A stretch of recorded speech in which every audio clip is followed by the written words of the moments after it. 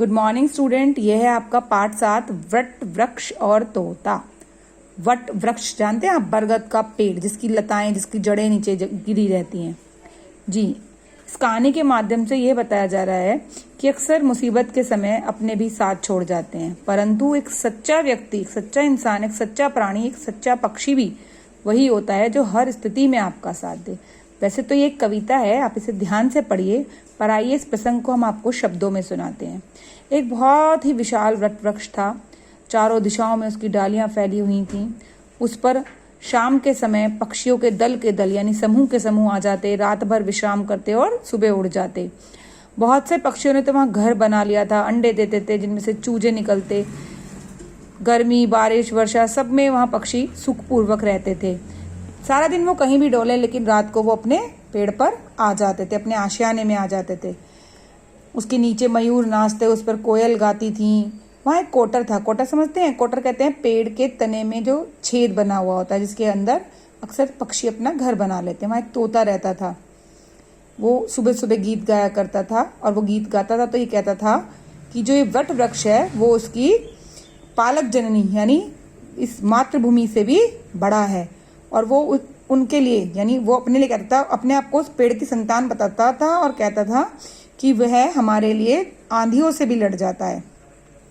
एक बार हुआ ये कि एक शिकारी आया और उसने एक विष से भरा हुआ बाण किसी जानवर पर चलाया, और वो जो बाण था वो अपना लक्ष्य भटक गया, यानी निशाना चूक गया, और वो जाकर वट वृक्ष के तने में लग गया, और उससे वो विष उसके पेड़ में फैलने लगा, और धीरे धीरे जो पत्ते थे वो मुरझा गए, वट वृक्ष सूख गया।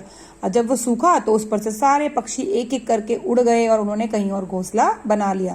लेकिन जो वो कोटर में तोता रहता था वो अलग ही था। उसने वहां से बाहर निकलना जरूरी नहीं समझा। वो बोला कि मैं जब सुख इसके साथ भोगा है तो दुख भी यहीं भोगेंगे। सारे पक्षियों ने से समझाया, कोयल ने समझाया, गोरैया ने समझाया कि छोड़ दो, अब यहाँ कुछ नहीं है, चलो यहाँ से। लेकिन तोते के आंसू आ गए और उसके प्यार को किसी भी पक्षी ने नहीं समझा, और मुंह लटकाए हुए वापस चले गए। लेकिन तोता बाहर नहीं जाता था। उसको ये लगता था कि मैं बाहर जाऊंगा तो सब पक्षी मुझे ताना मारेंगे कि कैसे वहां रह लेता है, वहां कुछ है ही नहीं। और ये करने के कारण वो बाहर ना जाता और ना ही वो पानी दाना चुगता था, जिससे वो बहुत कमजोर हो गया। उसके जो पंख थे वो भी बेकार से हो गए। लेकिन उसकी जो कोटर था, वो उस कोटर को वो अपनी मातृभूमि यानी जहाँ जन्म हुआ है वो मानता था, और उसके अंदर जितनी जान थी वो वहीं पर रहता और अपने वही गीत गाता था। उसकी सच्चाई, उसकी जो तप था, उसका जो त्याग था, जो उसका धैर्य था, उसको देखकर जो इंद्र देवता थे उन्हें उस पर दया आ गई। उन्होंने आकर उससे पूछा कि तुम यहाँ से बाहर क्यों नहीं चले जाते हो? जब ये वृक्ष सूख गया, पूरे जंगल में और इतने वृक्ष हैं हरे भरे, तुम वहां क्यों नहीं जाते हो?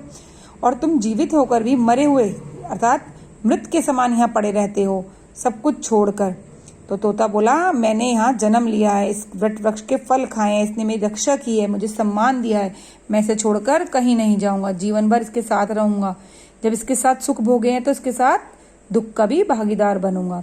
देवराज ने जब उससे कहा कि चलो मैं प्रसन्न हूँ, मांगो क्या वरदान मांगते, तो तोता ने बोला कि मुझे ये दोबारा से वृक्ष हरा भरा चाहिए। देवराज ने कहा तथास्तु, और इतना कहते ही उस वृक्ष की हरियाली वापस लौट आई। बहुत तेज घटा आई, बिजली चमकी, बारिश हुई, और वो वृक्ष फिर से हरा भरा और स्वस्थ हो गया। जननी जन्मभूमि की खातिर कितना मन बलिदानी, मन प्राणों में जगी रहे तोते की यह अमर कहानी। और अपनी जननी के लिए जान तक देने को तैयार तोते की ये कहानी अमर हो गई। ध्यानपूर्वक पढ़िए और समझिए।